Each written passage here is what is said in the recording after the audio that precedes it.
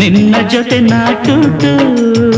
ಸಂಕೇತನ ಕಟ್ಟಿದ ಲೋನ್ ಮಾಡಿನ. ಹೌದು. ಈ 100 ರೂಪಾಯಿ ಏನಿದೆ ಬಡ್ಡಿ ಕಟ್ಟೋದು ಕೆಲವು ಸಲ 50 ರೂಪಾಯಿ ಉಳಿತಾ ಇತ್ತು, 25 ರೂಪಾಯಿ ಉಳಿತಾ ಇತ್ತು. ಸೊ ಬಡ್ಡಿಗೆ ಕೊರತ. ಬಟ್ ಅದನ್ನೇ ಇಟ್ಕೊಂಡು ಪ್ಲಸ್ ಪಾಯಿಂಟ್ ಮಾಡ್ಕೊಂಡು ಗುಲ್ಲಬಿಟ್ಟಿದ್ರು. ರೆಕಾರ್ಡಿಂಗ್ ಸರಿ ಇಲ್ಲ, ಅಲ್ಲಿ ಸ್ಟುಡಿಯೋ ಸರಿ ಇಲ್ಲ ಅಂತ ಹೇಳಿ.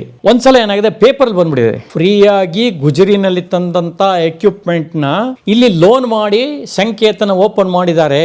ಇಲ್ಲಿ ಇರ್ತಕ್ಕಂಥ ಇಂಜಿನಿಯರ್ಗಳು ಕೂಡ ಏನು ABCD ಗೊತ್ತಿಲ್ಲದೆ ಇರ್ತಕ್ಕಂಥವ್ರು. ನನಗ್ ಗೊತ್ತಿರೋಂಗೆ ಆ ಪೇಪರ್ ಸ್ಟೇಟ್ಮೆಂಟ್ ಎಲ್ಲ ಹೋಗಿರೋದು ಮೋಸ್ಟ್ಲಿ ರಾಜೇಂದ್ರ ಸಿಂಗ್ ಬಾಬು ಅವರ ಕಂಪನಿ ಕಡೆಯಿಂದ. ಅವರದೇ ಡಬ್ಬಿಂಗ್ ನಡೀತಾ ಇದೆ. ಇಲ್ಲಿ ಏನೋ ಹೆಚ್ಚು ಕಮ್ಮಿ ಆಗೋಯ್ತು ಸರ್, ಕ್ಷಮಿಸಿ ಸರ್ ಅಂತ ಕಾಂಪ್ರಮೈಸ್ ಮಾಡ್ಕೊಂಡು ಕಡೆಗೆ ಡಬ್ಬಿಂಗ್ ಸ್ಟಾರ್ಟ್ ಆಯ್ತು. ಹೇಳದೆ ನಿಮಗೀಗ ದೂರದಲ್ಲಿ ಯಾರು. ನಮ್ಮ ಬಿ ಸುರೇಶ್ ಅವರು ನಟ, ನಿರ್ಮಾಪಕ, ನಿರ್ದೇಶಕ, ವಿಜಯಮ್ನವ್ರ ಮಗ ಎಲ್ಲ ಬಿ ಸುರೇಶ್ ಅವರು ಇನ್ನೂ ಇಷ್ಟು ಬೆಳವಣಿಗೆ ಆಗಿರಲಿಲ್ಲ. ಅವಾಗಿನ ಚಿಕ್ಕ ಹುಡುಗ. ಅವ್ರದ್ದು ಪ್ರೆಸ್ ಇತ್ತಲ್ಲ, ಇಳಾ ಪ್ರಿಂಟಿಂಗ್ ಪ್ರೆಸ್ ಅಂತ ಅವ್ರ ತಾಯಿ ನಡೆಸ್ತಾ ಇದ್ರು.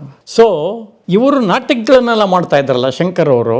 ಅವಾಗ ಪಾಂಪ್ಲೆಟ್ಸ್ಗೆ ಏನಾರ ಇದ್ರೆ ಆರ್ಡರ್ ಇವರಿಗೆ ಕೊಡ್ತಾ ಇದ್ರು. ಟಿಕೆಟ್ ಪ್ರಿಂಟಿಂಗ್ ಆಗಲಿ ಅಥವಾ ಪಾಂಪ್ಲೆಟ್ ಪ್ರಿಂಟಿಂಗ್ ಆಗಲಿ ಇವ್ರ ಹತ್ರನೇ ಮಾಡಿಸ್ತಾ ಇದ್ರು. ಸೊ ಈ ಪಾಂಪ್ಲೆಟ್ಸ್ನೆಲ್ಲ ಅವರಿಗೆ ಶಂಕರ್ ಅವರಿಗೆ ಹ್ಯಾಂಡ್ ಓವರ್ ಮಾಡಕ್ಕೆ ಅಂತ ಒಂದು ಬೈಕ್ ತಗೊಂಡು ಸಿಂಗಸಂದ್ರದಲ್ಲಿದ್ದಂಥ ಶಂಕರ್ ಅವ್ರ ಮನೆಗೆ ಹೋಗಿದ್ದಾರೆ ಬಿ ಸುರೇಶ್. ಅವ್ರಿಗೆ ಇನ್ನೂ ಹೆಚ್ಚಿಗೆ ಒಡನಾಟ ಇಲ್ಲ ಶಂಕರ್ ಜೊತೆ. ಹೋದ್ರು, ಯಾರಪ್ಪ ಮರಿ ಇನ್ನು, ನಾನು ವಿಜಯಮ್ಮ ಅವರ ಮಗ, ಪ್ರೆಸ್ಸಿಂದ ಬಂದಿದ್ದೀನಿ ತಗೊಳ್ಳಿ. ಓ ಇರಪ್ಪ ಒಂದು ನಿಮಿಷ ಕೂತ್ಕೋ ಅಲ್ಲಿ. ಅದು ನಿಸ್ಕೊಂಡು ಏನು ಎತ್ತಾವ ಹೊರಡು ಅಂತ ಹೇಳಿಲ್ಲ, ಕೂತ್ಕೋ ಒಂದು ನಿಮಿಷ. ಏನು ಮಾಡಿದ್ರು, ಬೇರೆ ಎಣಿಸೋದ್ರೊಳಗೆ ಟೀ ಮಾಡ್ಕೊಂಡು ಬಂದರು. ಟೀ ಕೊಟ್ಟರು, ಜೊತೆಲಿ ಅವರು ಕುಡಿದ್ರು. ಏನು ಮಾಡ್ಕೊಂಡಿದ್ಯಪ್ಪ? ನಾನು BHL ಕೆಲಸ ಮಾಡ್ತಾಯಿದ್ದೀನಿ, ಈ ಥರ ಏನೋ ಹೇಳಿದ್ರು. ಸರಿ, ಇದು ನಿಮ್ಮದು ಪಾಂಪ್ಲೆಟ್ಸ್ ಎಲ್ಲ ಕೊಟ್ಟೋಣ ಅಂತ ಬಂದೆ. ಏನಪ್ಪ ಅರ್ಜೆಂಟ್ ಇತ್ತು, ನಾಳೆ ಕೊಡ್ಬೋದಿತ್ತಲ್ಲ, ಎಷ್ಟು ಲೇಟಾಗಿ ಬಂದಿದ್ದೀಯಾ? ಎಲ್ಲ ತೊಗೊಂಡೋಗಿ ಕೊಡು ಅಂದರು ಅಮ್ಮ, ಅದಕ್ಕೋಸ್ಕರ ಬಂದ್ಬಿಟ್ಟೆ. ಬೇರೆ ಏನು ಮಾಡ್ತೀಯಾ? ನನಗೆ ಇದೆಲ್ಲ ಪೊಪ್ಪೆಟ್ಟು ಗಿಗಿಟ್ಟು ಇದನ್ನು ಮಾಡುವಂಥದ್ದು ಅದೆಲ್ಲ ಸ್ವಲ್ಪ ಇಂಟ್ರೆಸ್ಟ್ ಜಾಸ್ತಿ ಇದೆ. ನನಗೂ ನಾಟಕಗಳಲ್ಲೆಲ್ಲ ಸ್ವಲ್ಪ ತುಡಿತಾ ಇದೆ. ಹೌದಾ ಅನ್ನೋದ್ರೊಳಗೆ ಫ್ಲ್ಯಾಶ್ ಆಯ್ತು ಅವ್ರಿಗೆ. ಈ ಹುಡುಗನ್ನು ಕೂಡ ನಾನು ನಾಟಕ ಉಪಯೋಗಿಸ್ಕೋಬಹುದು, ಇವನಲ್ಲಿ ಎಲ್ಲೋ ಒಂದು ಚೂರು ಬೆಳಕು ಕಾಣಿಸ್ತಾ ಇದೆ. ಅವತ್ತೇ ನೋಡಪ್ಪ, ನಾಳೆ ನೀನು ಕಲಾಕ್ಷೇತ್ರ ಹತ್ರ ಬಂದ್ಬಿಡು ಸಂಜೆ, ನಮ್ಮದು ನೋಡಿ ಸ್ವಾಮಿ ಇರೋದೇ ರಿಹರ್ಸಲ್ ನಡೀತಾ ಇರುತ್ತೆ. ಹೋದರು.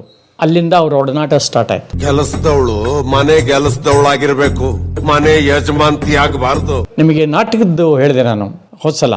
ನಾಗಮಂಡಲ ನಾಟಕದಲ್ಲಿ ಆ ಪಪೆಟ್ಗಳನ್ನೆಲ್ಲ ಮಾಡಿರೋದು, ನಾಯಿದು ಹಾವಿಂದು ಎಲ್ಲ ಇವರುಗಳೇ ಸೇರಿ ಮಾಡಿರೋದು. ಯಾರು? ಬಿ ಸುರೇಶ್ ಮತ್ತು ಆರ್ಟ್ ಡೈರೆಕ್ಟರ್ ಜಾನ್ ಎಲ್ಲ ಸೇರಿ ಅದನ್ನು ಆಡಿಸೋದು ಮಾಡೋದು ಎಲ್ಲ ಈ ಬಿ ಸುರೇಶ್ ಅವರೇ. ಸೊ ಈ ರೀತಿ ಅವ್ರ ಜೊತೆ ಒಡನಾಟ ಜಾಸ್ತಿ ಆಯಿತು. ಸ್ವಲ್ಪ ಪುಸ್ತಕಗಳು ಓದಪ್ಪ, ಆ ನಾವೆಲ್ ಓದು, ಈ ನಾವೆಲ್ ಓದು, ಕೆಲವು ರೆಫರೆನ್ಸ್ ಬೇರೆ ಅವರಿಗೆ, ಇದು ಚೆನ್ನಾಗಿದೆ, ಇದು ಓದು, ಪುಸ್ತಕಗಳು ಇಂಪಾರ್ಟೆಂಟು, ಓದಬೇಕು ನೀವು ಅಂಥೇಳಿ ಅವರಿಗೆ ಮತ್ತು CK ಚಂದ್ರಿಗೆ ಇಬ್ಬರಿಗೂ ಬ್ರೈನ್ ವಾಶ್ ಮಾಡಿದ್ದೇ ಶಂಕರ್ ಅವರು. ಹಾಗಾಗೇ ಆ ಶಂಕರ್ ಅವರ ಒಂದು ಏನು ಗುಣ ಇದೆ, ಒಂದು ತಾಳ್ಮೆ ಆಗಲಿ, ಎಲ್ಲರ ಜೊತೆ ಮಿಂಗಲ್ ಆಗೋದಾಗಲಿ, ಅಥವಾ ಒಂದು ಕ್ಲೋಸ್ನೆಸ್, ಅದೆಲ್ಲ CK ಚಂದ್ರ ಅವ್ರಲ್ಲೂ ನೋಡ್ಬೋದು ನೀವು, ಬಿ ಸುರೇಶ್ ಅವ್ರಲ್ಲೂ ನೋಡ್ಬೋದು ನೀವು. ಮತ್ತು ಇಬ್ಬರು ಲೆಜೆಂಡ್ಸ್ ಆಗಿ ಬೆಳೆದ್ರು. ಕಿರುತೆರೆ ಲೋಕದಲ್ಲಿ ಎಷ್ಟು ಒಳ್ಳೊಳ್ಳೆ ಕೆಲಸ ಮಾಡಿದ್ರು. ಹೌದು. ಬಿ ಸುರೇಶ್ ಅವರು ಅವ್ರ ಜೊತೆ ತುಂಬಾ ದಿನ ಒಡನಾಟ ಇಟ್ಕೊಂಡಿದ್ರು. ಈ ಒಂದು ಇದನ್ನ ಪಾಂಪ್ಲೆಟ್ ಕೊಡಕ್ಕೆ ಹೋದಾಗ ಲೇಟಾಗಿ ಹೋಗಿತ್ತಲ್ಲ, ಮಾತಾಡ್ತಾ ಅವ್ರದ್ದು ಇನ್ನೂ ಒಂದು ಸ್ಪೆಷಾಲಿಟಿ ಹೇಳಬೇಕು, ಈಗಲೇ ಜ್ಞಾಪಕ ಆಗ್ತಾ ಇದೆ. ಅವರು ಒಳ್ಳೆ ದುಡ್ಡು ಬರಹಗಾರ. ಯಾರು? ಸುರೇಶ್. ಮುದ್ದಾದ ಅಕ್ಷರ. ಇವರು ಸ್ಟೋರಿ ಬಗ್ಗೆ, ನಾಟಕದ ಬಗ್ಗೆ ಡಿಸ್ಕಷನ್ ಎಲ್ಲ ಮಾಡ್ತಾ ಇದ್ದಾಗ ಟೇಪ್ ರೆಕಾರ್ಡ್ ಇಟ್ಕೊಂಡು ರೆಕಾರ್ಡ್ ಮಾಡ್ಕೊಳ್ಳೋದಲ್ಲ, ಅವ್ರು ಹೇಳ್ದಂಗೆ ಇವ್ರು ಬರ್ಕೋಬೇಕು. ಸುರೇಶ್ ಅವರು ಪಾಯಿಂಟ್ಸ್ ಟು ಪಾಯಿಂಟ್ಸ್, ಹಿಂಗೆ ಮಾಡೋಣ, ಹಂಗೆ ಮಾಡೋಣ ಅನ್ನೋದೆಲ್ಲ ಇವ್ರು ಬರ್ಕೋತಾ ಇದ್ರು. ಒಂಥರ ಈ ಶಾರ್ಟ್ ಹ್ಯಾಂಡ್ ಶಾರ್ಟ್ ಹ್ಯಾಂಡ್ ಥರ ಬರ್ಕೊಂಡು ಹೋಗೋದು ಇವರು. ಸೊ ಈ ರೀತಿ ಒಡನಾಟ ಕೂಡ ಇತ್ತು ಅವರಿಗೆ ಸುರೇಶ್ ಅವ್ರ ಜೊತೆ. ಸುರೇಶ್ ಅವ್ರ ಬಗ್ಗೆ ಇನ್ನೂ ಭಾಳ ಹೇಳ್ತೀನಿ ಮುಂದೆ. ಹಾಗೆ ಈ CK ಚಂದ್ರು ಕೂಡ ಅವರು ಹೇಳ್ತಾರೆ, ನನಗೆ ಆ ಪುಸ್ತಕ ಓದು, ಈ ಪುಸ್ತಕ ಓದು ಅಂಥೇಳಿ ಬಲವಂತ ಮಾಡಿ ನನಗೊಂದು ಪ್ರೊವೋಕ್ ಮಾಡಿದಂಥವರು ಶಂಕರ್ ಅವರು ಅಂತ. ಅವರು ಬೊಂಬಾಟ್ ಭೋಜನ ಪ್ರಿಯ.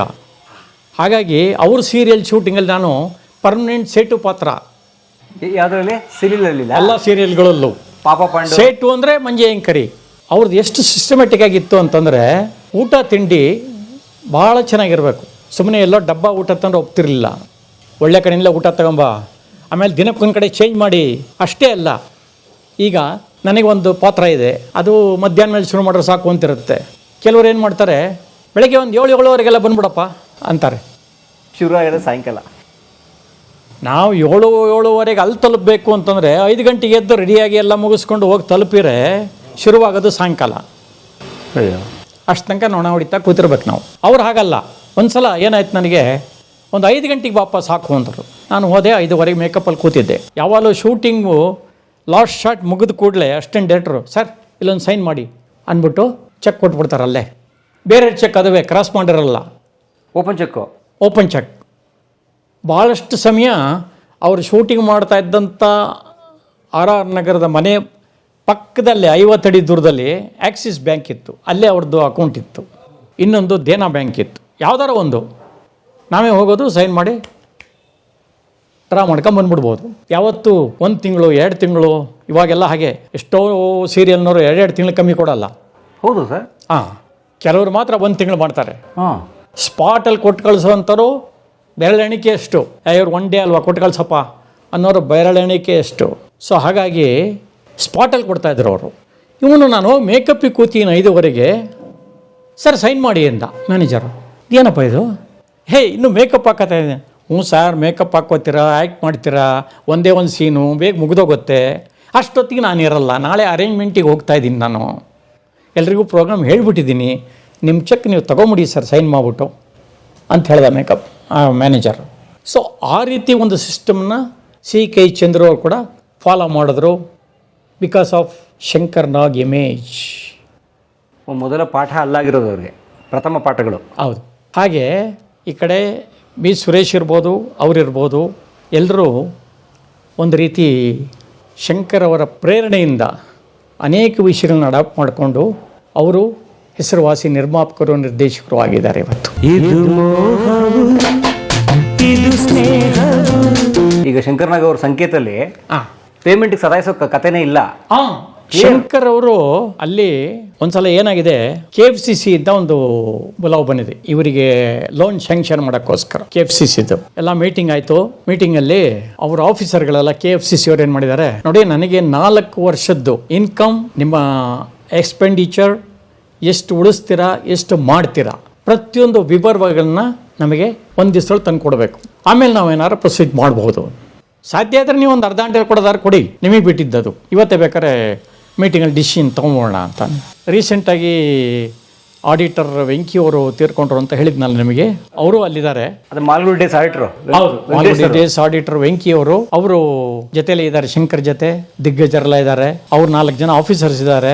ಹೇಗೆ ಸಾಧ್ಯ ಇದು, ಅರ್ಧ ಗಂಟೆ ಟೈಮ್ ಕೊಟ್ಟರು ಕೂಡ ಹೇಳೋಕ್ಕೆ, ಎಲ್ಲ ಕೂತ್ಕೊಂಡು ಲೆಕ್ಕಾಚಾರ ಹಾಕಬೇಕು, ಮಾಡಬೇಕು, ಇದಾಗಲ್ಲ ಇದು ಅಂತ ಇರುವಾಗ ಶಂಕರ್ ಅವ್ರ ಪೆನ್ನು ಪೇಪರ್ ತೊಗೊಂಡು ಚಕ್ಕ ಚಕ್ಕ ಚಕ್ಕ ಚಕ್ಕ ಅಂತ ಡ್ರಾಫ್ಟಿಂಗ್ ಮಾಡೋರು. ಇದು ಇದು ಇದು ಇಂಥದ್ದು ಕೇವಲ 10 ನಿಮಿಷದಲ್ಲಿ 4 ವರ್ಷದಲ್ಲಿ ಎಷ್ಟು ಟ್ರಾನ್ಸಾಕ್ಷನ್ ಆಗತ್ತೆ, ಎಷ್ಟು ಖರ್ಚು ಬರುತ್ತೆ, ಎಷ್ಟು ಉಳಿಯುತ್ತೆ ಅಂತ ಬರೆದ್ಬಿಟ್ಟು ಹಿಂಗೆ ಕೊಟ್ಟರು. ಅದನ್ನು ನೋಡಿದ ಕೂಡಲೇ ಈ ಆಫೀಸರ್ಸ್ಗೆಲ್ಲ ದಿಗ್ಭ್ರಮೆ ಆಗೋಯ್ತು. ಎದ್ದು ನಿಂತ್ಕೊಂಡು ಚಪ್ಪಾಳೆ, sir we never expect sir, ಆಯ್ತು ಸೋಮವಾರ ಅದೇನಿದೆ ಎಲ್ಲ ಮಾಡಿಕೊಟ್ಬಿಡ್ತೀವಿ ಸರ್, ನಾವು ಗೋ ಹೆಡ್ ವಿತ್ ದ ಪ್ರಾಜೆಕ್ಟ್. ಹಾಗೆ ಅಕೌಂಟಿಂಗಲ್ಲಾಗಲಿ, ಇನ್ನೊಂದರಲ್ಲಾಗಲಿ, ವ್ಯವಹಾರದಲ್ಲಾಗಲಿ, ಯಾವುದೇ ವಿಷಯವನ್ನು ತಗೊಂಡ್ರು ಕೂಡ ಶಂಕರ್ ಅವರು ಅಷ್ಟು ಚಾಣಕ್ಯರಾಗಿದ್ದರು. ಸೊ ಅವತ್ತು ಆ KFCCನಲ್ಲಿ ಓಕೆ ಮಾಡಿಸಿರೋರು, ಅದು ಒಂದು ಹೆಮ್ಮೆ ವಿಷಯ. KFCCದು ಯಾವ ಪ್ರಾಜೆಕ್ಟಿಗೆ ಸಂಬಂಧಪಟ್ಟಿದ್ದಾರೆ ಮಾಹಿತಿ? ಅದೇ ಸಂಕೇತಕ್ಕೆ ಸಂಬಂಧಪಟ್ಟಂಗೆ ಲೋನ್ ಸಂಕೇತ್ ಲೋನ್ದು ಸಂಕೇತಕ್ಕೆ. ಸೊ ಸಂಕೇತ್ನ ಕಟ್ಟಿದ್ರೆ ಲೋನ್ ಮಾಡಿನಾ? ಹೌದು, ಲೋನ್ ಮಾಡಿ ಏನಾಯಿತು ಅಂತಂದರೆ, ನೀವು ನಂಬಲ್ಲ, ಎಷ್ಟೇ ಬ್ಯುಸಿ ಇದ್ದರೂ ಕೂಡ ಸಂಕೇತು ಪ್ರತಿ ತಿಂಗಳು, ಯಾಕೆಂದರೆ ಅವಾಗ ತಾನೇ ಕರ್ನಾಟಕದಲ್ಲಿ ಪ್ರಾರಂಭವಾಗಿತ್ತು ಚಿತ್ರರಂಗ, ಇಲ್ಲೇ ಉಳಿಬೇಕು ಅಂಥೇಳಿ ಸರ್ಕಾರದಿಂದ ಒತ್ತಡ ಎಲ್ಲ ಬಂದ ಮೇಲೆ ಪ್ರೆಷರ್ ಇತ್ತು. ಬ್ಯುಸಿ ಇದ್ದರೂ ಕೂಡ ನೀವೇನಾರ 2,000 3,000 ಪರ್ ಅವರ್ ಅಂದರೆ ಯಾರೂ ಬರಲ್ಲ. ಕೇವಲ 750 ರೂಪಾಯಿ ಪರ್ ಅವರ್ ಸಂಕೇತ್. ಬೇರೆಯವರೆಲ್ಲ ಬೇರೆ ಸ್ಟುಡಿಯೋಲ್ಲೂ ಒಂದು ಆ ಕಡೆ ಈ ಕಡೆ ಒಂದು 900 1000 ಆ ಥರದಲ್ಲಿ. ಸೊ ಬೇರೆಯವ್ರಿಗಿಂತ ಸ್ವಲ್ಪ ಕಡಿಮೆ ಇತ್ತು, ಸ್ವಲ್ಪ ಕಡಿಮೆನೇ ಇತ್ತು. ಸೊ ಏನಾಗುತ್ತೆ, ಈ ಒಂದು ಚೌಕಟ್ಟು ಒಳಗಡೆನೇ ಮಾಡಬೇಕು ಅಂತಂದರೆ ಇಲ್ಲಿ ಒಂದು ಎಕ್ಸ್ಪೆನ್ಸಸ್, ಎಲೆಕ್ಟ್ರಿಸಿಟಿ, ವಾಟರ್, ಕೆಲಸಗಾರ ಸಂಬಳ ಎಲ್ಲ ಹೋಗಿ ಆ ಬಡ್ಡಿ ಕಟ್ಟಬೇಕಲ್ಲ, ತಗೊಂಡ್ರು ದುಡ್ಡಿಗೆ ಬಡ್ಡಿ. ಉದಾಹರಣೆಗೆ ₹100 ಇದೆ ಅಂತಂದರೆ ಇದೆಲ್ಲ ಕಳೆದು ₹100 ಬಡ್ಡಿ ಕಟ್ಟಿ ಅವರ ಮೂಲಧನ ಇತ್ತಲ್ಲ ಕೋಟಿಗಟ್ಟಲೆ, ಅದರ ಕಡೆಗೆ ಒಂದು 10,000 20,000 ಜಮಾ ಕೊಡಬೇಕಲ್ವಾ ಪ್ರಿನ್ಸಿಪಲ್ ಅಮೌಂಟು. ಈ ₹100 ಏನಿದೆ ಬಡ್ಡಿ ಕಟ್ಟೋದು, ಅದಕ್ಕೆ ಕೆಲವು ಸಲ ₹50 ಉಳಿತಾ ಇತ್ತು, ₹25 ಉಳಿತಾ ಇತ್ತು. ಸೊ ಬಡ್ಡಿಗೆ ಕೊರತಾ. ಪ್ರಿನ್ಸಿಪಲ್ ಅಮೌಂಟ್ ಇರಲಿ, ಬಡ್ಡಿಗೆ ಕೊರತಾ. ಹಾಗಂತ ಯಾರಿಗೂ ಕೆಲಸಗಾರರಿಗೆ ಅನ್ಯಾಯ ಮಾಡಿಲ್ಲ, ಅವ್ರಿಗೆಲ್ಲ ಸಂಬಳ ಕರೆಕ್ಟಾಗಿ ಹೋಗ್ಬಿಡೋದು. ಸೊ ಈ ರೀತಿ ಮಾಡ್ಕೊಂಡು ಬ್ಯಾಲೆನ್ಸ್ ಮಾಡ್ಕೊಂಡು ಹೋಗ್ತಾ ಇದ್ರು ಅವರು. ಅಂದರೆ ಲಾಸಲ್ಲಿ ಲಾಸಲ್ಲೇ. ಹಾಗಾಗಿ ಲಾಸ್ಟಲ್ಲಿ ಅವರು ದಿವಂಗತರಾದ ಮೇಲೆ ಭಾಳ ಪೆಂಡಿಂಗ್ಗಳಿತ್ತು ಅಂಥೇಳಿ ಅನಂತ್ ಸಾರು ಅದನ್ನೆಲ್ಲ ಕ್ಲಿಯರ್ ಮಾಡಿ ವೈಂಡ್ ಅಪ್ ಮಾಡಿದ್ದು ಅದನ್ನು, ಇದಾಗಲ್ಲ ಇದು ಅಂಥೇಳಿ.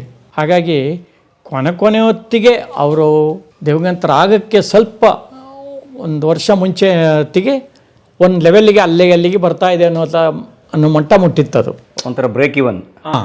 ಪರವಾಗಿಲ್ಲ, ಅಲ್ಲಿಗೆ ಆಗ್ತಾ ಇದೆ ಅನ್ನೋ ಥರ ತಲುಪಿತ್ತೆ ಹೊರತು, ಈ ತಿಂಗಳು 50,000 ಉಳೀತಪ್ಪ, ಈ ತಿಂಗಳು 1,00,000 ಉಳೀತು, ಎಲ್ಲ ಹೋಗಿ ಅನ್ನೋ ಕಥೆನೇ ಇಲ್ಲ. ಈ ಪ್ರಾರಂಭದಲ್ಲಿ ಏನಾಯಿತು ಅಂತಂದರೆ, ಒಂಚೂರು ಯಾವುದೋ ಒಂದು ರೆಕಾರ್ಡಿಂಗಲ್ಲಿ ಒಂಚೂರು ಹೆಚ್ಚು ಕಮ್ಮಿ ಆಗಿ ಇದಾಯಿತು ಅಂದ್ಬಿಟ್ಟು ಅದನ್ನೇ ದೊಡ್ಡ ಗುಲ್ಲು ಮಾಡಿ ರೆಕಾರ್ಡಿಂಗ್ ಆಗುವಾಗ ಸ್ವಲ್ಪ ಪ್ರಾಬ್ಲಮ್ ಆಯಿತು. ಹಿಂದೆ ಹೇಳಿದ್ದೀನಿ ನಾನು, ರೆಕಾರ್ಡೇ ಆಗಿರಲಿಲ್ಲ, ಅಣ್ಣವ್ರು ಹಾಡಿದ್ದು. ಹಾಡಿಸಿರು, ಯಾವುದೋ ಒಂದು ಬಟನ್ ಹೆಚ್ಚು ಕಮ್ಮಿ ಆಗಿತ್ತು ಅದು ಒತ್ತೋದ್ರಲ್ಲಿ. ಆಮೇಲೆ ಮತ್ತೆ ಹಾಡಿಸಿರು, ಚೆನ್ನಾಗಿ ಬಂತು. ಬಟ್ ಅದನ್ನೇ ಇಟ್ಕೊಂಡು ಪ್ಲಸ್ ಪಾಯಿಂಟ್ ಮಾಡ್ಕೊಂಡು ಗುಲ್ಲ ಬಿಡಿಸ್ಬಿಟ್ಟಿದ್ರು. ರೆಕಾರ್ಡಿಂಗ್ ಸರಿ ಇಲ್ಲ, ಅಲ್ಲಿ ಸ್ಟುಡಿಯೋ ಸರಿ ಇಲ್ಲ ಅಂಥೇಳಿ. ಈ ನ್ಯೂಸ್ ಎಲ್ಲ ಹಂಸಲೇಖ ಅವ್ರಿಗೆ ಹೋಗಿ ಅವರು ಆ ರೀತಿ ಪ್ರೂವ್ ಮಾಡಿ ತೋರಿಸಿದ್ದು. ತಾವು ಹಾಡುಗಳು ಸಕ್ಸಸ್ ಮಾಡಿ ಇಲ್ಲ, ಅಲ್ಲೂ ಕೂಡ ಚೆನ್ನಾಗಿ ಬರುತ್ತೆ, ಮಾಡಬಹುದು ಅಂಥೇಳಿ ಗೊಲ್ಲೆಬ್ಬಿಸ್ಬಿಟ್ಟಿದ್ರು ಅಂತ ಹೇಳಿದ್ನಲ್ಲ. ಒಂದ್ಸಲ ಏನಾಗಿದೆ, ಪೇಪರಲ್ಲಿ ಬಂದ್ಬಿಟ್ಟಿದೆ ದೊಡ್ಡ ನ್ಯೂಸ್. ಹೊರದೇಶದಿಂದ ಯಾವುದೋ ಗುಜರಿನಲ್ಲಿ ಫ್ರೀಯಾಗಿ ತಂದಂಥ ಎಕ್ವಿಪ್ಮೆಂಟ್ನ ಇಲ್ಲಿ ಲೋನ್ ಮಾಡಿ, ಯೋಚನೆ ಮಾಡಿ, ಫ್ರೀಯಾಗಿ ಗುಜರಿನಲ್ಲಿ ತಂದಂಥ ಎಕ್ವಿಪ್ಮೆಂಟ್ನ ಇಲ್ಲಿ ಲೋನ್ ಮಾಡಿ ಸಂಕೇತನ ಓಪನ್ ಮಾಡಿದ್ದಾರೆ. ಇಲ್ಲಿರ್ತಕ್ಕಂಥ ಇಂಜಿನಿಯರ್ಗಳು ಕೂಡ ಏನು ABCD ಗೊತ್ತಿಲ್ಲದೆ ಇರ್ತಕ್ಕಂಥವರು ಅಂಥೇಳಿ ಪೇಪರ್ಲಿ ಬಂದ್ಬಿಟ್ಟಿದೆ ಹೆಡ್ಡಿಂಗಲ್ಲಿ. ಅಯ್ಯೋ, ಅದು ನನಗೆ ಗೊತ್ತಿರೋಂಗೆ ಆ ಪೇಪರ್ ಸ್ಟೇಟ್ಮೆಂಟ್ ಎಲ್ಲ ಹೋಗಿರೋದು ಮೋಸ್ಟ್ಲಿ ನಮ್ಮ ರಾಜೇಂದ್ರ ಸಿಂಗ್ ಬಾಬು ಅವ್ರ ಕಂಪ್ನಿ ಕಡೆಯಿಂದ. ಆದರೆ ಈ ಪೇಪರ್ಲಿ ಬಂದ ಹಿಂದಿನ ದಿವಸದಿಂದ ಅವ್ರದ್ದೇ ಡಬ್ಬಿಂಗ್ ನಡೀತಾ ಇದೆ ಇಲ್ಲಿ. ಯಾರ್ದು? ಸಿಂಗ್ ಬಾಬು ಅವ್ರ ಸಿನಿಮಾ. ಸಿಂಗ್ ಬಾಬು ಅವ್ರದ್ದು. ಭಾರ್ಗವ ಡೈರೆಕ್ಟ್ರು. ಡಬ್ಬಿಂಗ್ ನಡೀತಾ ಇದೆ. ಇದೇ ನಮ್ಮ ಶಂಕರ್ ಮ್ಯಾನೇಜರ್ 7:45 8 ಗಂಟೆಗೆ ಸಾಮಾನ್ಯ ಅವನು ಸ್ಟುಡಿಯೋಗೆ ಹೋಗೋದು. ಅವತ್ತು ಒಂಚೂರು ಲೇಟ್ ಆಗಿದೆ, 8 ಖಾಲಿ ತಲುಪಿದ್ದಾನೆ. ಅಷ್ಟೊತ್ತಿಗೆ ಆಲ್ರೆಡಿ ಈ ದಿಗ್ಗಜರಾದಂಥ ಅನಂತನಾಗ್ ಹಾಗೂ ಶಂಕರ್ನಾಗ್ ಇಬ್ಬರು ಕೂಡ ಸಂಕೇತ್ ಕೆಳಗಡೆ ಸ್ಟೆಪ್ಸಲ್ಲಿ ನಿಂತಿದ್ದಾರೆ. ಎಲ್ಲ ರೈಲ್ಗಳ ಕೆಳಗಡೆ ಬರ್ತಾ ಇದೆ. ಆಲ್ರೆಡಿ 4-5 ರೈಲ್ ಬಂದಿದೆ, ಇನ್ನೂ 4-5 ರೈಲ್ಗಳು ಬರ್ತಾ ಇದೆ. ಇವು ನೋಡಿಕೊಳ್ಳಿ, ಅವಾಗ ಇದು ಬೇರೆ ನಡೀತಾ ಇತ್ತಲ್ಲ, ನೈಟ್ ಟೈಮು ಅಡ್ಜಸ್ಟ್ ಮಾಡ್ಕೊಂಡು ಮಾಲ್ಗುಡಿ ಡೇಸ್ ಡಬ್ಬಿಂಗ್ ಬೇರೆ ನಡೀತಾ ಇತ್ತಲ್ಲ. ಇದೇನು ಮಾಲ್ಗುಡಿ ಇದೇನಾರ ಬೇರೆ ಕಡೆ ಶಿಫ್ಟ್ ಮಾಡ್ತಾ ಇದ್ದಾರಾ, ಇಲ್ಲಿ ಪ್ರಾಬ್ಲಮ್ ಆಗ್ತಾಯಿದೆ ಅಂತ ಇನ್ನೇ, ಅಥವಾ ಎಡಿಟಿಂಗ್ ರೂಮಿಗೆ ತರ್ತಾ ಇದ್ದಾರಾ ಅಂದ್ಬಿಟ್ಟು ಈ ಶಂಕರ್ ಮ್ಯಾನೇಜರ್ ಅವರು, ಸರ್ ಇದು ಮಾಲ್ಗುಡಿದ ಸರ್ ಅಂತ ಕೇಳಿದ್ದಾರೆ. ನೀವು ಇನ್ನೂ ಪೇಪರ್ ನೋಡಿಲ್ಲ ಅಂತ ಕಾಣುತ್ತೆ ಮ್ಯಾನೇಜರ್ ಸಾಹೇಬ್ರೆ, ನೋಡಿ ಇಂದ ಪೇಪರ್ ತೋರಿಸ್ಯಾರೆ ಫುಲ್ ವಿಷಯ. ಈ ರೀತಿ ಸಂಕೇತ್ ಡಬ್ಬ ಅಂತ ಆದಮೇಲೆ ಇದರ ವಿಚಾರವಾಗಿ ಬಂದಿರತಕ್ಕಂಥ ಪೇಪರ್ ವಿಷಯ ಹೋಗಿರುವಂಥವ್ರು ಇದೇ ಸಿಂಗ್ ಬಾಬು ಕಡಿಯವರು ಯಾಕೆ ನಮ್ಮ ಸ್ಟುಡಿಯೋದಲ್ಲಿ ಡಬ್ಬಿಂಗ್ ಮಾಡ್ತಾ ಇದ್ದಾರೆ, ಬೇಕಾಗಿಲ್ಲ ನಮಗೆ, ಅವರು ದಯವಿಟ್ಟು ತೊಗೊಂಡೋಗಿ ಕೇಳಿ. ಅಷ್ಟೊತ್ತಿಗೆ ಅವರು ಬಂದಿದ್ದಾರೆ, ಮಾತಿಗೆ ಮಾತನಾಡಿದೆ. ಸರ್ ನಾವು ಆ ಥರದಲ್ಲಿ ಹೇಳೇ ಇಲ್ಲ, ಅದು ಏನು ಮಿಸ್ಟೇಕ್ ಮಾಡ್ಕೊಂಡು ಅವರು ಪೇಪರ್ನವ್ರು ಹಾಕಿದ್ರೋ ನಮಗೆ ಗೊತ್ತಿಲ್ಲ ಸರ್. ಅಲ್ರಿ ಇದು ಹೆಂಗ್ರಿ ಬಂತು? ನಮ್ಮ ಸ್ಟುಡಿಯೋ ಸರಿ ಇಲ್ಲ ಅಂತ ಆದಮೇಲೆ ನೀವು ಅದೇ ನಮ್ಮ ಸ್ಟುಡಿಯೋದಲ್ಲಿ ಯಾಕೆ ಮಾಡ್ತಾಯಿದ್ದೀರಾ? ಬೇಡ, ತೊಗೊಂಡೋಗಿ ಮ್ಯಾನೇಜರ್ ಅವ್ರದ್ದೇನಿದೆ ನಿನ್ನೆ ಅದೇ ಡಿಸ್ಕೌಂಟೇ ಕೊಟ್ಬಿಡಿ, ಅವ್ರಿಗೆ ಪರವಾಗಿಲ್ಲ, ಕೊಟ್ಬಿಟ್ಟು ಕಳಿಸ್ಬಿಡಿ. ಅದಕ್ಕೆ ಇದನ್ನು ಇನ್ವಾಯ್ಸ್ ರೆಡಿ ಮಾಡಿ ಕೊಡಿಸೋಕ್ಕೆ. ಸರ್ ಬೇಡ ಸರ್, ಬೇಡ ಸರ್, ನಾವು ಇಲ್ಲೇ ಮಾಡ್ತೀವಿ ಸರ್, ಏನೋ ಹೆಚ್ಚು ಕಮ್ಮಿ ಆಗೋಯ್ತು ಸರ್, ಕ್ಷಮಿಸಿ ಸರ್ ಅಂತ ಕಾಂಪ್ರಮೈಸ್ ಮಾಡಿಕೊಂಡು ಒಬ್ಬರು ಕ್ಷಮಾಪಣೆ ಕೇಳಿಕೊಂಡು ಕಡೆಗೆ ವಾಪಸ್ ತೊಗೊಂಡೋದ್ರು. ಡಬ್ಬಿಂಗ್ ಸ್ಟಾರ್ಟ್ ಆಯಿತು. ಇದು ಪೇಪರಲ್ಲಿ ನೋಡಿ ಕೂಡಲೇ ಅವರು ಎಷ್ಟೇ ಬ್ಯುಸಿಯಾಗಿದ್ದರೂ ಕೂಡ, ನಿಮಗೆ ಗೊತ್ತು, ಹಿಂದೆ ಕೂಡ ಹೇಳಿದ್ದೀನಿ ನಾನು, ಪ್ರತಿಯೊಂದು ಪೇಪರು ಇರೋದು ಅವ್ರ ಹತ್ರ, ಅಣ್ಣ ತಮ್ಮನ ಹತ್ರ, ಅಂದರೆ ಶಂಕರ್ ಸಾರ್ ಹತ್ರ, ಅನಂತ್ ಸಾರ್ ಹತ್ರ ಸ್ಪಾಟಲ್ಲಿ 7-8 ಥರ ಪೇಪರ್ಗಳು ಇರ್ತಾ ಇತ್ತು. ಎಲ್ಲದನ್ನೂ ಓದೋರು ಅವರು, ಎಲ್ಲ ವಿಷಯಗಳು ಸಂಗ್ರಹಣೆ ಮಾಡ್ಕೋಬೇಕು. ಅದಕ್ಕೆ ಅವ್ರು ಹೇಳ್ತಾ ಇದ್ದಿದ್ದು ನನಗೆ 24 ಗಂಟೆ ಸಾಕಾಗಲ್ಲ ಅಂತ. ಇದ್ವದ್ದು ಪೇಪರ್ಲ್ಲ ಓದ್ಕೊಂಡು ಏನು ಮಾಡಬೇಕು, ಮುಂದೆ ಏನು ಪ್ಲ್ಯಾನಿಂಗ್ ಮಾಡಬೇಕು, ಸಮಾಜಕ್ಕೆ ಏನು ಮಾಡಬೇಕು, ಇಂಡಸ್ಟ್ರಿಗೆ ಏನು ಮಾಡಬೇಕು, ಫ್ಯಾಮಿಲಿಗೆ ಏನು ಮಾಡಬೇಕು, ಈ ಕ್ಯಾರೆಕ್ಟ್ರಿಗೆ ಏನು ಮಾಡಬೇಕು, ಎಷ್ಟೆಷ್ಟು ಅಂತ ತಲೆ ಕೆಡ್ಸ್ಕೊತಾರೆ ಸ್ವಾಮಿ ಅವರು. ಬಾಬಾ ಅಂದ್ರೆ sir S V Rajendra Singh Babu ಅವರು ಆರೋಪ ಮಾಡಿದ್ದ. ಬಾಬು ಅವರೇ ಮಾಡಿದ್ರು ಅಂತ ನನಗೆ ಸುದ್ದಿ. ಅವ್ರ ಕಂಪ್ನಿಯಿಂದ ಅಣ್ತಮ್ಮಂದ್ರಲ್ಲಿ ಯಾರು ಹೇಳಿದಾರೋ ಅದು ಗೊತ್ತಿಲ್ಲ. ಒಟ್ಟಿನಲ್ಲಿ ಅವ್ರ ಶೂಟಿಂಗ್ನಲ್ಲೇ ಇದೇ ಭಾರ್ಗವ ಡೈರೆಕ್ಷನ್ ನಡೀತಾ ಇದ್ದಂಥ ಶೂಟಿಂಗಲ್ಲಿ ಪ್ರೆಸ್ನವರಿಗೆ ನ್ಯೂಸ್ ಹೋಗಿ ಅವರು ಹೈಲೈಟ್ ಮಾಡಿರೋದು ಅದನ್ನ. ಆ್ಯಕ್ಚುಲಿ ಇಲ್ಲಿದ್ದಂಥ ಇಂಜಿನಿಯರ್ ಕೃಷ್ಣಮೂರ್ತಿ, ಈಗ ದಿವಂಗತರವರು, Sanket engineer, is a national award winner.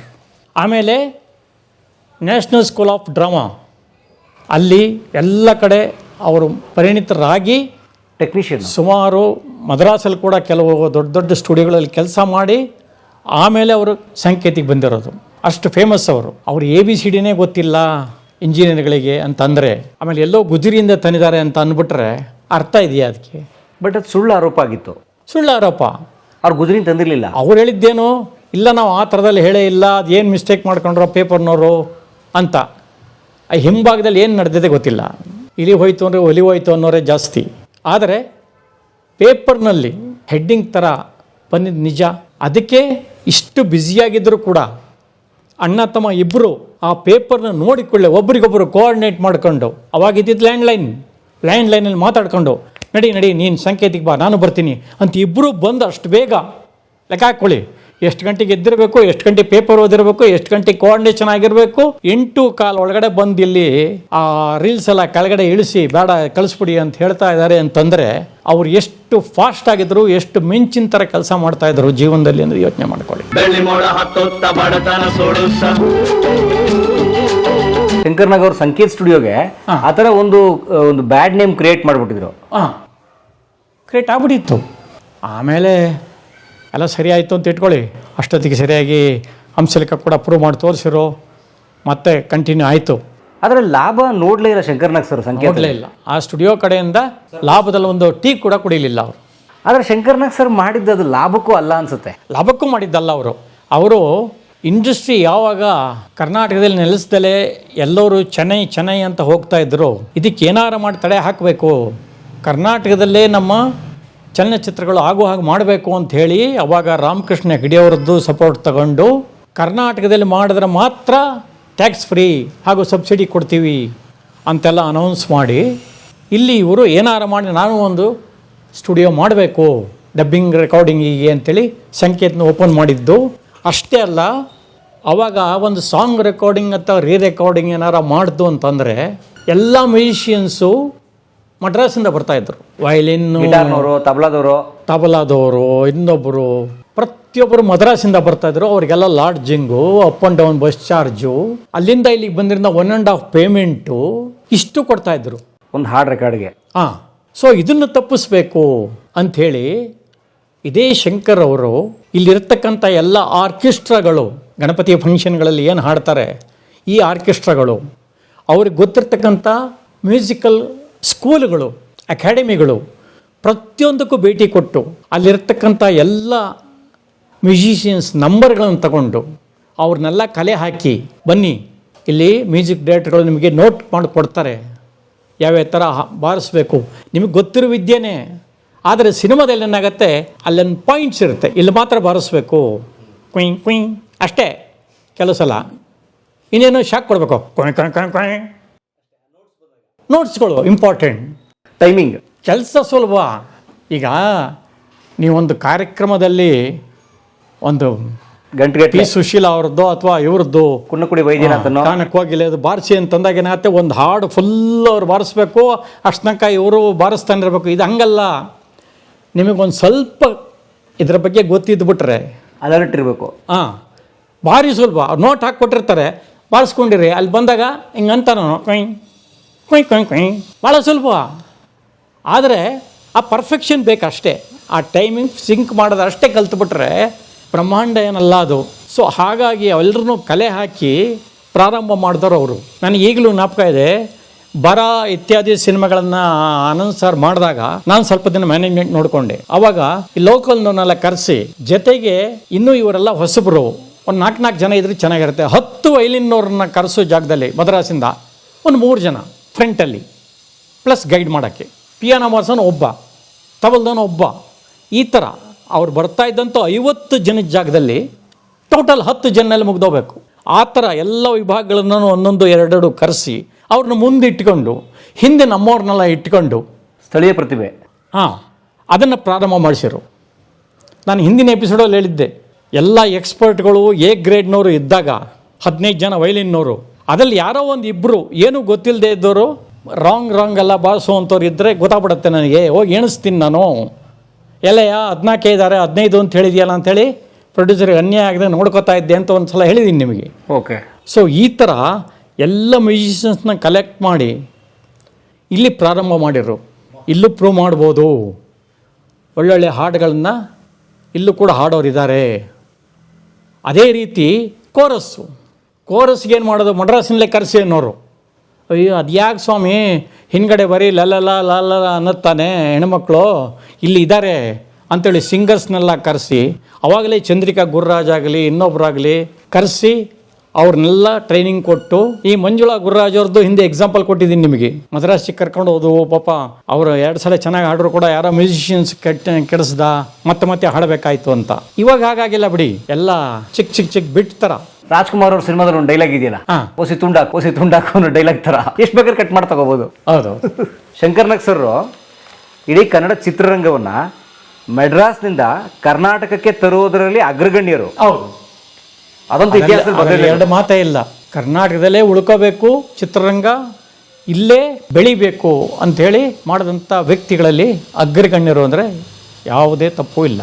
ಅದಕ್ಕೋಸ್ಕರ ಎಷ್ಟು ಶ್ರಮ ಪಟ್ಟಿದ್ದಾರೆ, ಎಷ್ಟು ಸ್ಯಾಕ್ರಿಫೈಸ್ ಮಾಡಿದ್ದಾರೆ ಅನ್ನೋದು ಅದು ಭಾಳಷ್ಟು ಜನಕ್ಕೆ ಗೊತ್ತಿಲ್ಲ. ನೋಡಿ ಸ್ನೇಹಿತರೆ, ಮರಾಠಿಲಿ ಒಂದು ಸಿನಿಮಾ ಇದೆ, ಹರಿಶ್ಚಂದ್ರಾಚಿ ಫ್ಯಾಕ್ಟ್ರಿ ಅಂತ. ಅಂದ್ರೆ ಹರಿಶ್ಚಂದ್ರರ ಫ್ಯಾಕ್ಟ್ರಿ ಅಂತದು, ಹರಿಶ್ಚಂದ್ರಾಚಿ ಫ್ಯಾಕ್ಟ್ರಿ ಅಂತ. ಸರ್ ನಿಮ್ಗೆ ಗೊತ್ತಿರಬೇಕು, ಈಗ ದಾದಾ ಸಾಹೇಬ್ ಪಾಲ್ಕೆ ಅಂತ ಏನು ಪ್ರಶಸ್ತಿ ಕೊಡ್ತಾರಲ್ಲ, ಅವರು ಪಾಲ್ಕೆ, ಅದೇ ಗೋವಿಂದರಾವ್ ಪಾಲ್ಕೆ ಇದಾರಲ್ಲ, ಅಂದ್ರೆ ಸಿನಿಮಾ ಮೊದಲು ರಾಜ ಹರಿಶ್ಚಂದ್ರ ಸಿನಿಮಾ ಮಾಡಿದವರು, ಅಂದ್ರೆ ಭಾರತಕ್ಕೆ ಮೊದಲು ಸಿನಿಮಾ ತಂದವರು ಅವರು ಅಂತ ಅವ್ರ ಬಗ್ಗೆ ಒಂದು ದೊಡ್ಡ ಹೆಸರಿದೆ. ಅವರು ಹೇಗೆ ಸಿನಿಮಾ ತಂದ್ರು ಅಂತ ಅನ್ನೋದ್ರ ಬಗ್ಗೆ ಮರಾಠಿ ಅವರು ಸಿನಿಮಾ ಮಾಡಿ ಅದು ತುಂಬಾ ಚೆನ್ನಾಗಿ ಎಲ್ಲ ಭಾಷೆಯಲ್ಲಿ ನೋಡಿಸ್ಕೊತದ್ದು.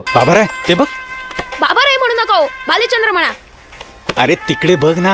ಆದ್ರೆ ನೋಡಿ, ನಾವು ಕನ್ನಡಿಗರು ಶಂಕರ್ನಾಗ್ ಅವರು ಮಡ್ರಾಸ್ನಿಂದ, ಆ ಕಾಲದ ಮಡ್ರಾಸ್ ಇವತ್ತಿನ ಚೆನ್ನೈ, ಇಡೀ ಚಿತ್ರರಂಗದ ಶೂಟಿಂಗಿಗೆ ಸ್ಟುಡಿಯೋಗಳೆಲ್ಲ ಅಲ್ಲೇ ಇದ್ದಿದ್ದು. ಸರ್ ಹೇಳ್ತಾರೆ ಮುಂದೆ ಅದನ್ನೆಲ್ಲ ಹೇಳ್ತಾರೆ. ಈಗ ಜಮಿನಿ ಸ್ಟುಡಿಯೋ, AVM ಆ ಥರ ಸ್ಟುಡಿಯೋಗಳಲ್ಲಿತ್ತು. ಆ ಸ್ಟುಡಿಯೋಗಳಿಂದ ಅಲ್ಲಿ ಶೂಟಿಂಗ್ ಅಲ್ಲಾಗ್ತಿತ್ತು, ಡಬ್ಬಿಂಗು, ರೀರೆಕಾರ್ಡಿಂಗು, ಆ ಥರದ ಪೋಸ್ಟ್ ಪ್ರೊಡಕ್ಷನ್ ವರ್ಕ್ ಎಲ್ಲವೂ ಚೆನ್ನೈನಲ್ಲೇ ಆಗ್ತಾಯಿತ್ತು, AVM ಪ್ರಸಾದ್ ಎಲ್ಲ. ಆದರೆ ಅಲ್ಲಿಗೆ ಯಾಕೆ ಹೋಗಿ ಬರಬೇಕು? ಕನ್ನಡದ ನೆಲದಲ್ಲಿ ಆಗಬೇಕು, ಕನ್ನಡದ ಕಲಾವಿದರಿಗೆ ತಂತ್ರಜ್ಞರಿಗೆ ಕೆಲಸ ಸಿಗಬೇಕು, ಕನ್ನಡದಲ್ಲಿ ಉದ್ಯೋಗ ಸೃಷ್ಟಿಯಾಗಬೇಕು ಅಂತ 80ರ ದಶಕದಲ್ಲಿ ಯೋಚನೆ ಮಾಡಿ, ಇವತ್ತಿಗೆ 40-45 ವರ್ಷದಿಂದ ಯೋಚನೆ ಮಾಡಿ, ಅಷ್ಟು ದೊಡ್ಡ ರಿಸ್ಕ್ಗಳ ಮಧ್ಯೆ ಕನ್ನಡದ ತುಂಬ ದೊಡ್ಡ ತಾರೆ ಇರೋ ದಿಗ್ಗಜರು ವಿರೋಧ ಕೂಡ ಇತ್ತು ಅದಕ್ಕೆ. ಚೆನ್ನೈಯಲ್ಲಿ ಇರೋ ಒಳ್ಳೆ ಟೆಕ್ನಿಷಿಯನ್ಸ್ ಇದ್ದಾರೆ, ನಾವು ಕನ್ನಡದಲ್ಲಿ ಮಾಡೋದು ಬೇಡ ಅಂತ. ಅದನ್ನೂ ಕೂಡ ಎದುರು ಹಾಕ್ಕೊಂಡು ಶಂಕರ್ನಾಗ್ ಸರ್ ಮಾಡಿ ಗೆದ್ರಲ್ಲ. ಇವತ್ತು ನಮ್ಮಲ್ಲಿ ಸ್ಟುಡಿಯೋಗಳಿದ್ದಾವೆ, ಇವತ್ತು ಚಿತ್ರರಂಗ ಕರ್ನಾಟಕದಲ್ಲೇ ಇದೆ. ಅದಕ್ಕೆಲ್ಲ ಮುಖ್ಯ ಕಾರಣ ಶಂಕರ್ನಾಗ್ ಅವರು ಅಂತ ಅನ್ನೋದು ದೊಡ್ಡ ವಿಚಾರ. ನೋಡಿ, ಅಂಥವ್ರ ಬಗ್ಗೆ ಆ ವಿಚಾರ ಇಟ್ಕೊಂಡು ಸಿನಿಮಾ ಮಾಡ್ಬೋದು. ಇಲ್ಲಿ ಹೇಗೆ ಆರ್ಕೆಸ್ಟ್ರಾ ಕಲಾವಿದರನ್ನ, ಗಾಯಕರನ್ನ, ತಂತ್ರಜ್ಞರನ್ನ ಇಟ್ಕೊಂಡು ಹೋಗಿ ಇಲ್ಲಿ ಇಡೀ ಚಿತ್ರರಂಗ ಕಟ್ಟಿದ್ರಿ ಇಲ್ಲಿ ಅನ್ನೋದು ಭಾಳ ದೊಡ್ಡ ವಿಚಾರ. ಅದ್ರ ಬಗ್ಗೆ ಯೋಚನೆ ಮಾಡಬೇಕು. ಕನ್ನಡದ ಮಹನೀಯರನ್ನ ಸ್ಮರಿಸ್ಬೇಕಲ್ಲ, ಅದು ಮಾಡ್ಬೇಕಾದ್ರೆ ಕೆಲಸ. ಅಂಥ ಸಿನಿಮಾ ಮಾಡಬೇಕು, ಅಂಥ ಪುಸ್ತಕ ಬರಬೇಕು, ಅಂಥ ವಿಡಿಯೋಗಳು ಬರಬೇಕು, ಅಂಥವಾಗಿ ಕನ್ನಡನ ಸೆಲೆಬ್ರೇಟ್ ಮಾಡಬೇಕು ಅನ್ನೋದು ನನ್ನ ಅನಿಸಿಕೆ. ಅದರ ಜೊತೆಗೆ ಮೆಟ್ರೋ, ಅದು ಪ್ರತಿಯೊಬ್ಬರು ಹೇಳ್ತಾರೆ. ಹೌದು, ಯಾಕೆಂದ್ರೆ ಮೆಟ್ರೋಗೋಸ್ಕರ ಅವ್ರು ಎಷ್ಟು ಕಷ್ಟಪಟ್ಟಿದ್ದಾರೆ, ಆ ಕಾಲದಲ್ಲೇ ಎಷ್ಟು ಖರ್ಚು ಮಾಡಿದ್ದಾರೆ ಅವರು ಕೈಯಿಂದ, ಸ್ವಂತ ದುಡ್ಡನ್ನ. ಅಂಥದ್ರಲ್ಲೂ ಯಾವುದೇ ಒಂದು ಸ್ಟೇಷನ್ಗೆ ಅವ್ರ ಹೆಸರಿಟ್ಟಿಲ್ವಲ್ಲ, ಅದು ನಿಜಕ್ಕೂ ಬಹಳ ಬೇಸರದ ಸಂಗತಿ. ಸರ್ಕಾರದವರು ಇದ್ರ ಬಗ್ಗೆ ಗಮನ ಹರಿಸಿ ಯಾವ್ದಾರ ಒಂದು ಸ್ಟೇಷನ್ಗೆ ಇನ್ನೂ ತುಂಬ ಇಂಪ್ರೂವ್ ಆಗ್ತಾ ಇದೆ, ಎಲ್ಲ ಕಡೆ ಬೆಳೀತಾ ಇದೆ ಮೆಟ್ರೋಗಳು. ಅದರಿಂದ ಇನ್ನು ಯಾವ್ದಾರ ಒಂದು ಸ್ಟೇಷನ್ಗಾದರೂ ಶಂಕರ್ನಾಗ್ ಹೆಸರನ್ನ ಇಡ್ಲಿ ಅಂತ ಈ ಮೂಲಕ ನಾನು ಕೇಳ್ಕೊತೀನಿ. ನಂದು ಇನ್ನೊಂದು ಮನವಿ ಏನಂದರೆ, ನಾನು ಇತ್ತೀಚೆಗೆ ಮೆಟ್ರೋಗೆ ಹೆಸರಿಡೋದ್ರ ಬಗ್ಗೆ ಒಂದು ತಾಂತ್ರಿಕವಾದ ವಿಚಾರ ಓದಿದ್ದೀನಿ, ಅದು ನಿಮಗೆ ಮುಂದೆ ಹೇಳೋಕ್ಕೆ ಇಷ್ಟಪಡ್ತೀನಿ.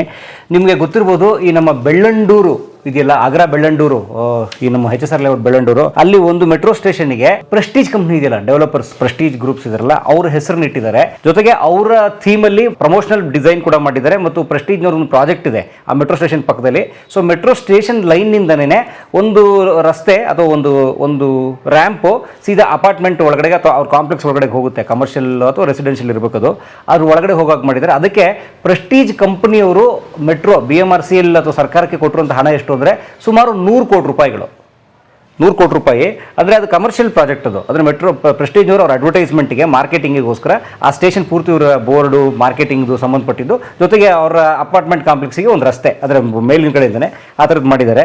100 ಕೋಟಿ ರೂಪಾಯಿ. ನಾನು ಸರ್ಕಾರನ ಮನವಿ ಮಾಡೋದೇನು ಅಂತಂದರೆ, ನೀವೇನಾದರೂ ಬಾಯಿ ಬಿಟ್ಟು ಇಲ್ಲ ನೀವು ಶಂಕರ್ನಾಗ್ ಅವ್ರ ಹೆಸರಿಡಕ್ಕೂ 100 ಕೋಟಿ ರೂಪಾಯಿ ಕೊಡಬೇಕು ಅಂತ ಹೇಳಿದ್ರೆ ಇಡೀ ಕನ್ನಡಿಗರು ತಯಾರಿದ್ದಾರೆ.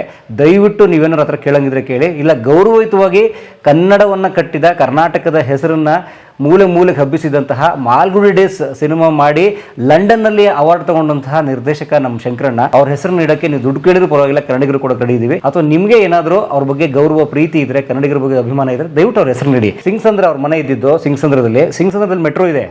ಹೊಸೂರು ರಸ್ತೆಯಲ್ಲಿ ತುಂಬ ಮೆಟ್ರೋ ಸ್ಟೇಷನ್ಗಳಿದ್ದಾವೆ, ಅಲ್ಲಿ ಇಡೀ ಒಂದು ಹೆಸರನ್ನ. ಆಗ ಆ ಹೊಸೂರು IT ಕಾರಿಡಾರ್ನಲ್ಲಿ ಓಡಾಡುವಂಥ ಬಹುತೇಕ IT ಅವರು ಇದ್ದಾರೆ. ಇಲ್ಲಿ IT ಅವರು ಓಡಾಡ್ತಾರೆ, ಹೊರನಾಡಿನಿಂದ ಬಂದಿರ್ತಾರೆ ತುಂಬ ಜನ. ಹೂ ಇಸ್ ದಿ ಶಂಕರ್ನಾಗ್ ಅಂತ ಹುಡುಗದಾಗ ಅವ್ರ ಹೆಸರು ಬರೋ ಥರ ಅವಾಗ ಕನ್ನಡನ ಸೆಲೆಬ್ರೇಟ್ ಮಾಡೋ ಥರ ಆಗಲಿ ಅಂತ ಅನ್ನೋದು ನನ್ನ ಮನವಿ. ಸುಮ್ಮನೆ ಕನ್ನಡ ಇಷ್ಟುದ್ದ ಭಾಷಣ ಬಿಗಿದು ಇಷ್ಟುದ್ದ ಬ್ಲೇಡ್ ಹಾಕಿ ರಾಜ್ಯೋತ್ಸವ ಮಾಡಿ ಇಂಥವಕ್ಕಿಂತಲೂ ಬಹಳ ಮುಖ್ಯವಾಗಿ ಇಂಥವು ಮಾಡಿ, ಅವಾಗ ಉಳಿಯುತ್ತೆ ಕನ್ನಡಿಗರ ಹೆಸರು ಉಳಿಯುತ್ತೆ ಅನ್ನೋದು ನನ್ನ ಮನವಿ. ಯಾರಿಗಾರು ಬೇಸರ ಆಗಿರೋದು ಕ್ಷಮೆ ಇರಲಿ. ಇಡೀ ಪ್ರಪಂಚದಲ್ಲೇ ಎಲ್ಲ ಭಾಷೆಗಳಲ್ಲಿ ಟ್ರಾನ್ಸ್ಲೇಟ್ ಆದಂತದ್ದು ಮಾಲ್ಗುಡಿ ಡೇಸ್. ಇಂಟರ್ನ್ಯಾಷನಲ್ ಅವಾರ್ಡ್ ತಗೊಳ್ಳೋದ್ರ ಜೊತೆಗೆ ಸ್ವಾಮಿ ಅಂಡ್ ಫ್ರೆಂಡ್ಸ್ಗೆ ಎಲ್ಲ ಭಾಷೆಗಳಲ್ಲೂ, ಬರೀ ಕನ್ನಡ, ತಮಿಳು, ತೆಲುಗು, ಮಲಯಾಳಂ, ಹಿಂದಿ ಇಷ್ಟು ಮಾತ್ರ ಅಲ್ಲ, ಬೇರೆ ಬೇರೆ ಜಪಾನ್ ಇರ್ಬೋದು, ಇನ್ನೊಂದಿರ್ಬೋದು, ಚೈನಾ ಇರ್ಬೋದು, ಎಲ್ಲ ಭಾಷೆಗಳಲ್ಲೂ ತರ್ಜುಮೆ ಆಗಿ ಅಲ್ಲಿ ರಿಲೀಸ್ ಆಗಿ ಇಡೀ ವರ್ಲ್ಡ್ ಶಂಕರ್ನಾಗ್ ಬಗ್ಗೆ ತಿರುಗಿ ನೋಡ್ತಕ್ಕಂಥ ಒಂದು ಮೈಲಿಗಲ್ಲನ್ನು ಮಾಡಿರ್ತಕ್ಕಂಥವ್ರು ಅವರು. ಎಷ್ಟೋ ಜನಕ್ಕೆ ನಾನು ಮಾಲ್ಗುಳಿಲಿ ಮಾಡೀನಿ ಅಂದ್ರೆ ಸಾಕು, ಹೌದಾ ಮಾಲ್ಗುಳಿಲಿ ಮಾಡಿದ್ದೀರಾ ನೀವು ಅಂತ ಕೇಳುವಂಥ ಒಂದು ಹುಬ್ಬೇರಿಸುವಂಥ ಒಂದು ಇದನ್ನು ಸೃಷ್ಟಿ ಮಾಡಿದಂಥವರು ಶಂಕರ್ನಾಗ್ ಅವರು.